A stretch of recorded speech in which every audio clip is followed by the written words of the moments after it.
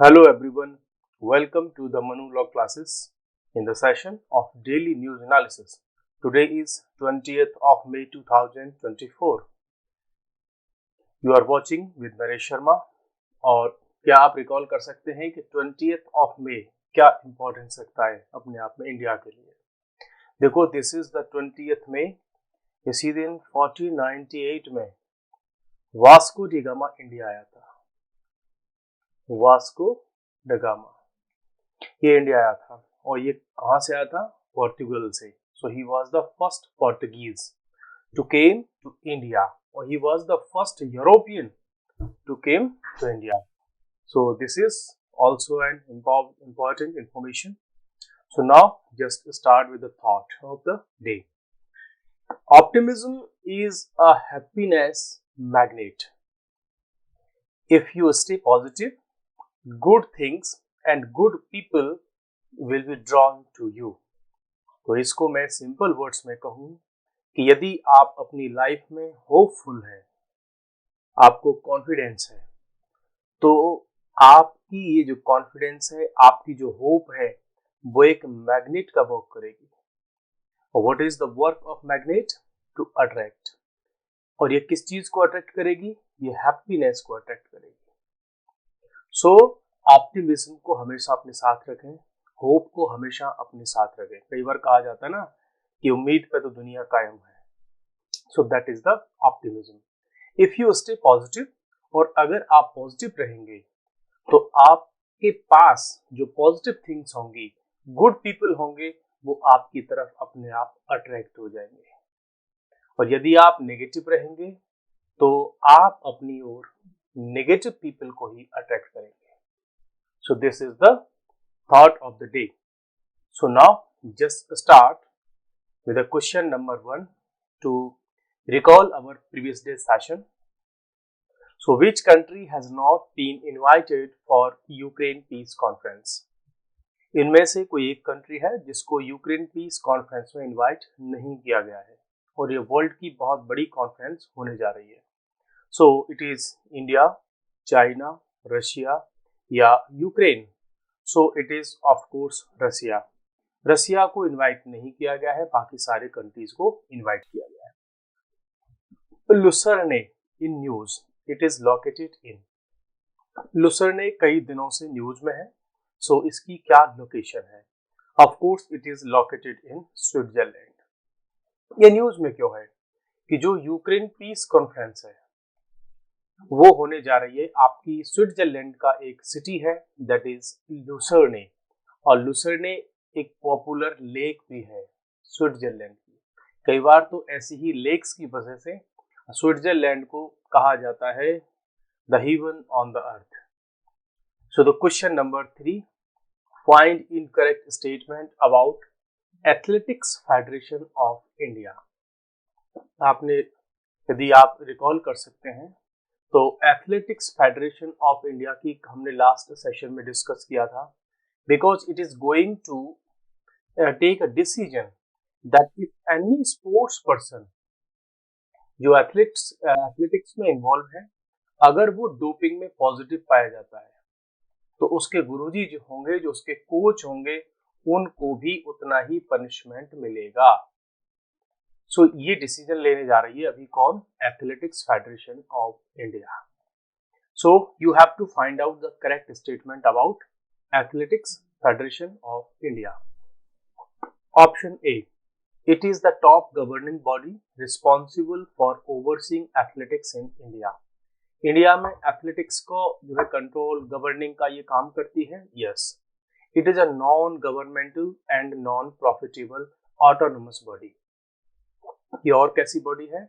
Non governmental है। It means इसमें government का रोल नहीं है और नॉट फॉर प्रॉफिट, और ये किसी प्रॉफिट के लिए वर्क नहीं करती।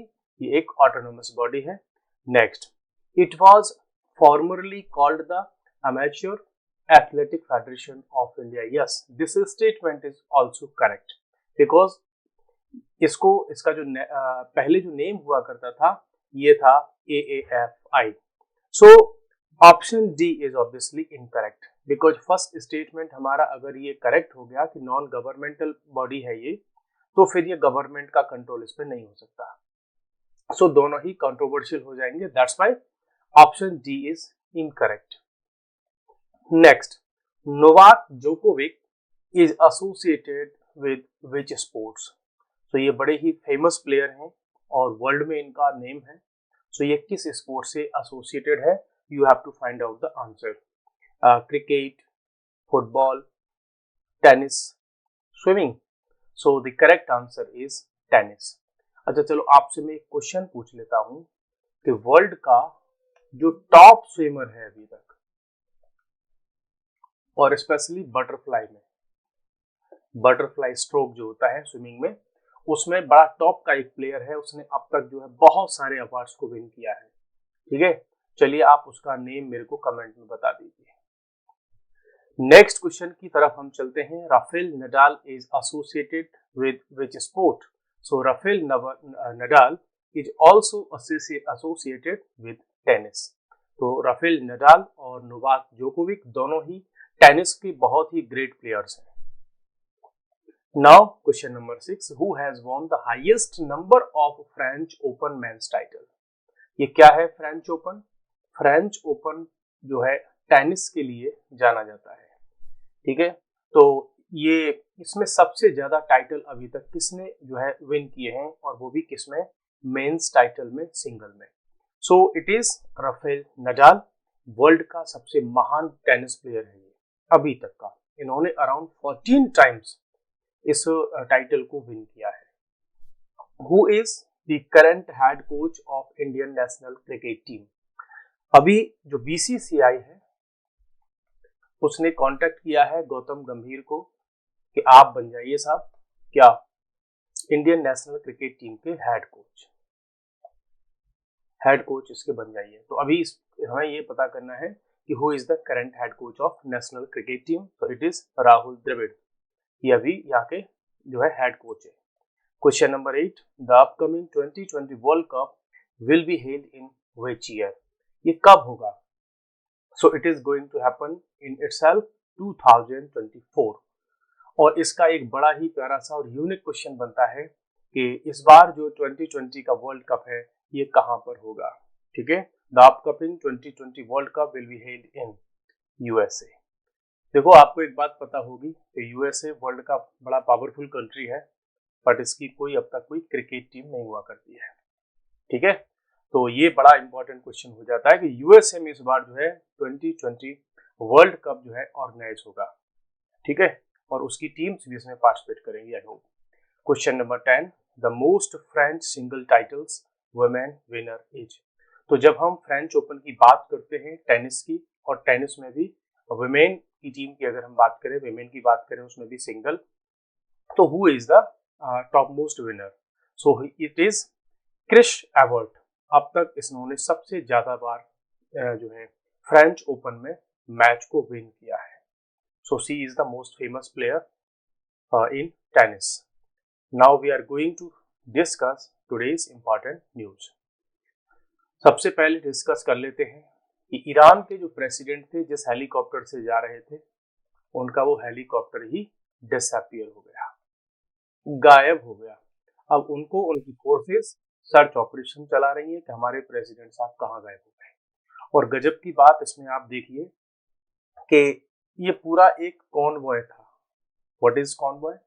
जैसे जब भी कोई हाई अथॉरिटीज होती हैं, वीआईपी होते हैं, तो उनकी गाड़ी के साथ में या उनके व्हीकल के साथ में, सपोज ये मेन व्हीकल है तो उसके सामने एक व्हीकल चलेगा, उसके पीछे भी चलेगा, और भी बड़ा हो सकता है, ऐसे करके उसको फॉलो करते हुए चलते हैं। अब ये जिस हेलीकॉप्टर में जा रहे थे उसके साथ में 2 हेलीकॉप्टर और थे, एक तो फ्रंट पे चल रहा था और एक उसके बैक साइड पे चल रहा था। ठीक है, तो एक कॉन्वॉय था, 3 हेलीकॉप्टर चले थे, उसमें से 2 तो अपनी जगह पर ठीक से पहुंच गए, एक उसमें से गायब हो गया। ठीक है, तो कहाँ के प्रेसिडेंट है ये? ईरान के। आप अब थोड़ा सा नजर रख लेना, बिकॉज एक इंटरनेशनल इवेंट है, तो ईरान के प्रेसिडेंट का क्या नाम है, वहाँ के प्राइम मिनिस्टर का क्या नेम है, वहाँ की कैपिटल क्या है, ऐसे बेसिक पॉइंट्स को आप लर्न कर लेना।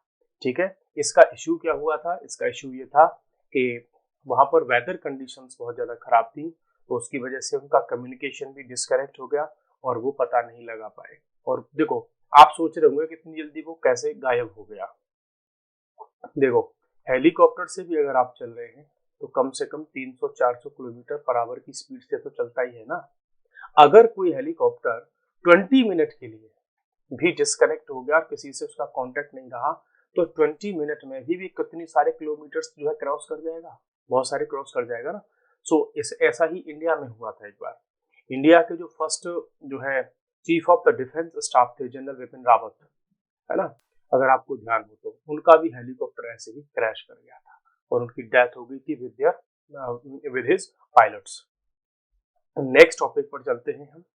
यहाँ पर द हिंदू में एक आर्टिकल आया है दैट इज एडिटोरियल है, और एडिटोरियल हमेशा एक क्रिटिकल एनालिसिस करता है उसमें वो। सो यहाँ पर हम ये जान लेते हैं कि इनका क्या कहना है। इनका मेन पॉइंट यहाँ पर ये कह रहे हैं इस एडिटोरियल में कि जो आम आदमी पार्टी के सीएम है और उनके जो सेक्रेटरी थे, क्या नाम था उनका, विभव कुमार, इनको जब अरेस्ट कर लिया गया तो ये कह रहे हैं कि जो आम आदमी पार्टी है बाकी पार्टी से जो एक्सपेक्ट करती है कि बाकी पार्टी वो सारा काम करें, तो इसको क्या करना होगा कि इसको आम आदमी पार्टी को वो सारे काम स्वयं भी करने होंगे जो ये अदर पार्टी से डिमांड करती है। इसमें ये आगे कहते हैं कि इंडिया की कोई भी पार्टी हो उनको डेमोक्रेटिकली और लॉ को फॉलो करते हुए ही अपने वर्क करने होंगे। अब अगर विभव कुमार अरेस्ट हो गए तो स्टार्टिंग में जो संजय सिंह थे आम आदमी पार्टी के ही लीडर, उन्होंने ये बोला था कि हाँ विभव कुमार ने जो क्या नाम है उनका, स्वाति मालीवाल, उनके साथ में बदतमीजी की है, उनके साथ में मारपीट की है और इस पर अरविंद केजरीवाल एक्शन लेंगे और हम मालीवाल के साथ में हैं, और ब्रूटली उन पर असाल्ट किया। ठीक है, तो इन्होंने एक्सेप्ट भी कर लिया और वो भी मीडिया में एक्सेप्ट किया। अब बाद में होता क्या है इसमें कि जो केजरीवाल हैं उस विभव कुमार को अपने साथ लखनऊ ले जाते हैं हेलीकॉप्टर में बिठा करके। ठीक है, अब यहाँ पर इनका ये कहना है कि जब एक तरफ तो आप उन पर एक्शन लेने की बात करो, फिर बाद में उनको तुम जो साथ घुमा रहे हो, मीन्स यहाँ इससे क्लियर होता है कि वो प्रोटेक्ट कर रहे हो आप उनको।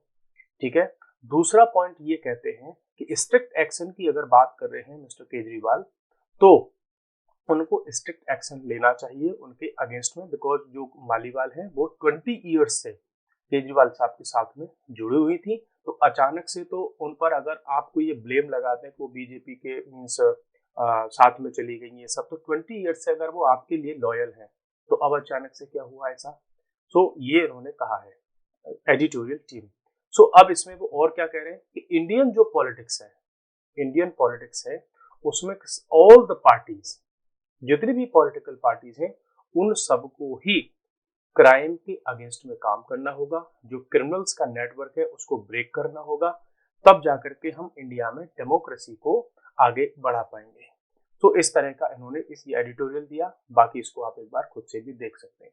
तो कुल मिलाकर के इसमें जो बात हुई वो ये हुई कि कोई भी पॉलिटिकल पार्टी हो उनको महिलाओं के लिए, वुमेन के लिए हमेशा आगे आना होगा और उनके लिए काम करना होगा, बिकॉज सारी की सारी पॉलिटिकल पार्टीज वुमेन एम्पावरमेंट के लिए बात करती हैं, लेकिन जब अपनी ही पार्टी में वुमेन्स के अगेंस्ट में कोई काम होता है तो वो फिर उसको जो है हाइड करने की कोशिश करते हैं, चीज को दबाने की कोशिश करते हैं। तो इंडिया में ये सब जो है नहीं चलना चाहिए, वुमेन एम्पावरमेंट के लिए सारी पार्टीज को आगे आना होगा।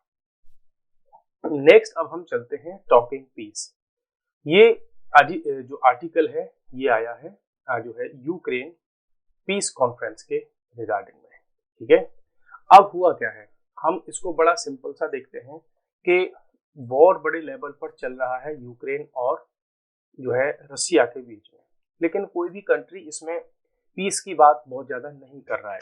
बाकी यूरोपियन कंट्रीज हैं वो वॉर मॉन्गरिंग देखने को मिल रहे हैं, जो वेपन्स की सप्लाई कर रहे हैं और रसिया और यूक्रेन को आपस में लड़वा रहे हैं। अब यहाँ पर सामने आया स्विट्जरलैंड। मोस्टली स्विट्जरलैंड की अभी तक की जो इमेज है वो ये है कि स्विट्जरलैंड हमेशा से न्यूट्रल रहा है। ठीक है, अब इसमें बड़ी बड़ी जो पावर्स हैं वो रोल प्ले कर रही हैं, जिसमें ब्राजील, इंडिया, चाइना और साउथ अफ्रीका। ठीक है, रशिया को तो इसमें इनवाइट किया ही नहीं गया है। बाकी इंडिया जो है शंघाई कोऑपरेशन ऑर्गेनाइजेशन का भी जो है मेंबर है, ब्रिक्स का भी मेंबर है, बाकी सबका मेंबर है। तो इंडिया की यहाँ पर जो इमेज है वो हमको हाई शो हो रही है कि इंडिया का बड़ा इसमें इंपॉर्टेंट रोल हो रहा है। बिकॉज जो स्विट्जरलैंड के ऑफिसर्स हैं उन्होंने भी इंडिया के साथ में कॉन्टेक्ट किया है कि आप आइए और इसमें एक बड़ा रोल प्ले कीजिए आप। बाकी इंडिया G7 के साथ में भी मीन्स हम थोड़ा सा तो कनेक्टेड हैं ही, यूरोपियन कंट्रीज भी इसमें पार्टिसिपेट कर रहे हैं। यहाँ पर एक चीज निकल करके आती है कि जो स्विट्जरलैंड है, स्विट्जरलैंड की अगर मैं बात करूं तो उसकी जो इमेज है उस पर भी थोड़ा सा अब एक स्पॉट लगा है। वो स्पॉट क्या है कि स्विट्जरलैंड एक तरफ कहता है कि वी आर न्यूट्रल, हम न्यूट्रल हैं। अगर आप न्यूट्रल हैं तो आपने तो फिर नाटो ज्वाइन कर लिया। और जब रशिया और यूक्रेन का वॉर था तो उसमें आपने सैंक्शंस भी लगाए रशिया पर सैंक्शंस भी आपने लगाए।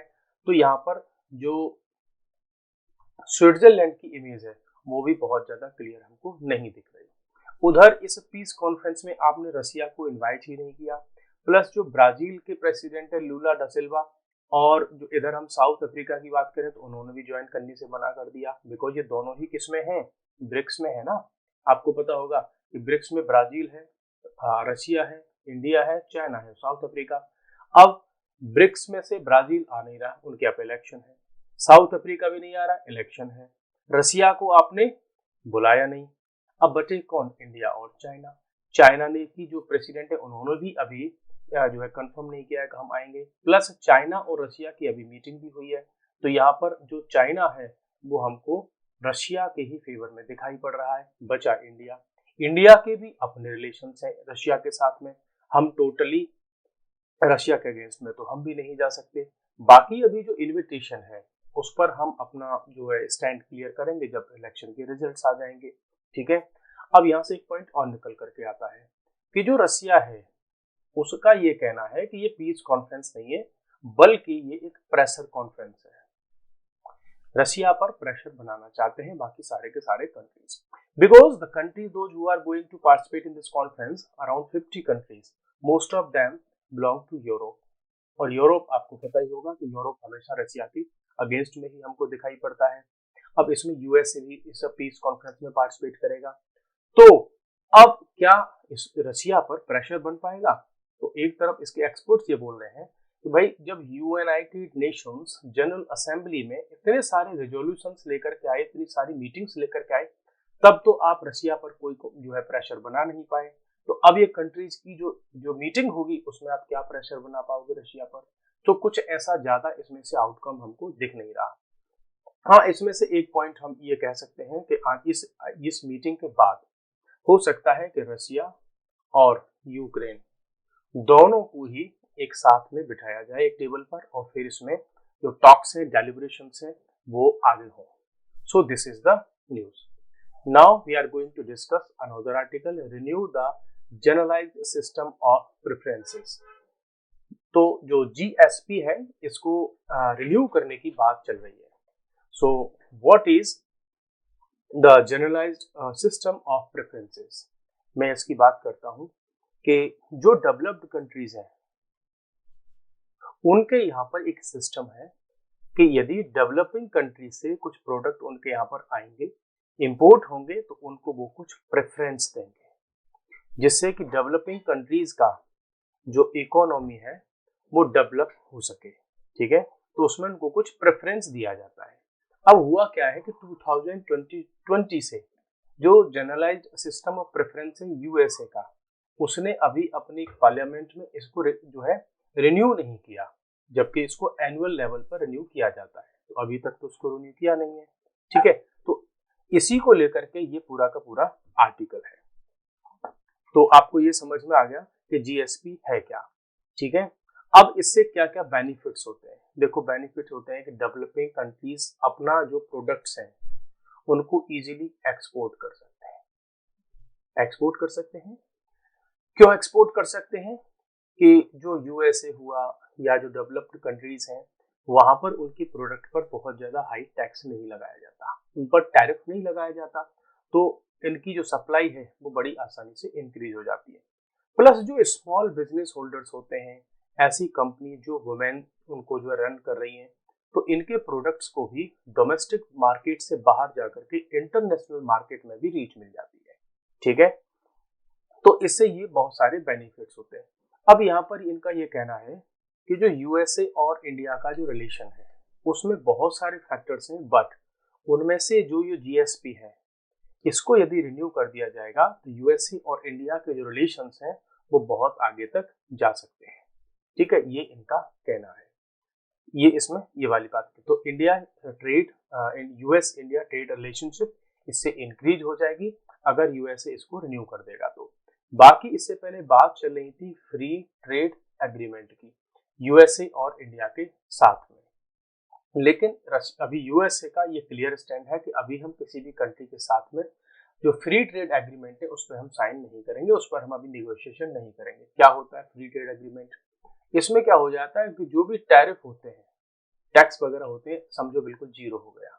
मीन्स इंडिया से यूएसए को कोई मटेरियल जाएगा, जीरो टैक्स लगेगा, और यूएसए से इंडिया को आएगा, जीरो टैक्स लगेगा। ठीक है, तो ये होता है। तो अभी इस पर तो यूएसए बात करने को कोई रेडी नहीं है। हालांकि इसमें केवल इंडिया या डेवलपिंग कंट्रीज का ही फेवर नहीं है, बल्कि इस जो जीएसपी है it is also beneficial for USA. आप कहेंगे कैसे? ये ऐसे है कि there are various material, raw material जो यूएसए को सप्लाई होते हैं, और उस मटेरियल को यूएसए की जो कंपनीज है, मैन्युफैक्चरिंग कंपनीज है, वो उसको यूज करती है अपने प्रोडक्ट्स में। फॉर एग्जांपल सपोज करो किसी कंपनी को जो है बिस्किट बनाना है और इंडिया वो यहाँ से क्या भेज दे, उसके लिए ग्रेन भेज दे। ठीक है, तो ग्रेन अगर जाएगा तो बाद में बिस्किट में कन्वर्ट होकर के वो यूज हो जाएगा। तो ऐसे ही बहुत सारे प्रोडक्ट्स होते हैं जो यूएसए जो है जाते हैं डेवलपिंग कंट्रीज से। तो यहाँ पर ये कह रहे हैं कि ये डेवलप्ड कंट्रीज के लिए भी बेनिफिशियल है और डेवलपिंग कंट्रीज के लिए तो बेनिफिशियल है ही। इंडिया और यूएसए के जो रिलेशंस हैं उसमें भी इससे स्ट्रेंथ आएगी। अब डिपेंड इस बात पर करेगा कि जो यूएसए की कांग्रेस है वो कितना इसमें इंपॉर्टेंट रोल प्ले करेगी। नेक्स्ट अब हम चलते हैं the monsoon sets in over Nicobar. तो जो मॉनसून है अभी का, इसको बोलते हैं हम साउथ वेस्ट मॉनसून। ये अभी पहुंच चुका है कहां पर? अंडमान एंड निकोबार आइलैंड वाले रीजन में। ठीक है, और यही धीरे धीरे करके अब 31 मई को पहुंच जाएगा कहां पर? केरला की कोस्ट पर पहुंच जाएगा, और फिर उसके बाद 1 मंथ और 45 डेज के आसपास में ये आ जाता है हमारे जो है जो दिल्ली, यूपी, बिहार, राजस्थान और उन रीजन तक ये पहुंच जाता है। तो आपको ये पता ही होगा कि साउथ वेस्ट मानसून का क्या कॉन्सेप्ट है, और इस बार का जो प्रेडिक्शन है आईएमडी का वो ये है कि इस बार जो रेनफॉल है वो अच्छी खासी होने वाली है, बिकॉज इस बार इस पर इम्पैक्ट होने वाला है ला नीना का। अब देखो दो चीजें होती हैं, mean there are two concepts in geography, one is La Nina और अनदर इज अल नीनो।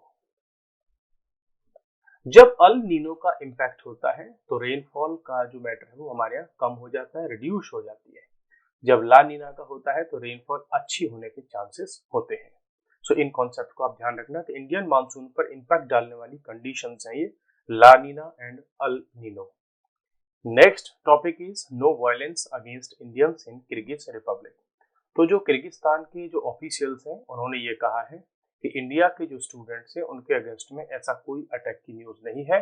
कुछ जो वीडियो वायरल हो रहे थे कि उस पर जो है लोकल स्टूडेंट, जो लोकल यूथ है वहाँ का किर्गिस्तान का, वो पाकिस्तान और इंडिया या जो बाहर के जो स्टूडेंट्स हैं, मेडिकल स्टूडेंट्स हैं, स्पेशली यहाँ से लोग एमबीबीएस करने जाते हैं। ठीक है, तो उन पर अटैक हो रहे हैं। तो इसमें अभी एक क्लैरिटी दी है वहाँ की गवर्नमेंट ने, इधर इंडियन एम्बेसी ने भी दी है, इंडियन फॉरेन मिनिस्ट्री ने भी दी है कि ये जो अटैक हुए थे वो पाकिस्तान के स्टूडेंट्स पर हुए थे। पाकिस्तान तो जहाँ जा रहा है वहाँ मार खा रहा है, ये तो हो रहा है। तो यहाँ क्लियर हुआ। अब देखो इंडियन और पाकिस्तानी पीपल देखने में तो लगभग सेम ही लगते हैं। ठीक है, तो ऐसा कंफ्यूजन हो गया जैसे कि इंडियन स्टूडेंट्स पर अटैक हुआ था। तो अटैक हुए हैं ये कहाँ पर? पाकिस्तान के स्टूडेंट्स पर, जबकि ये इंडियन स्टूडेंट्स पर अटैक नहीं हुए हैं। So this was the important article for today. Now we are going to end today's session. So we will meet again in another session. Thank you. Goodbye. Take care.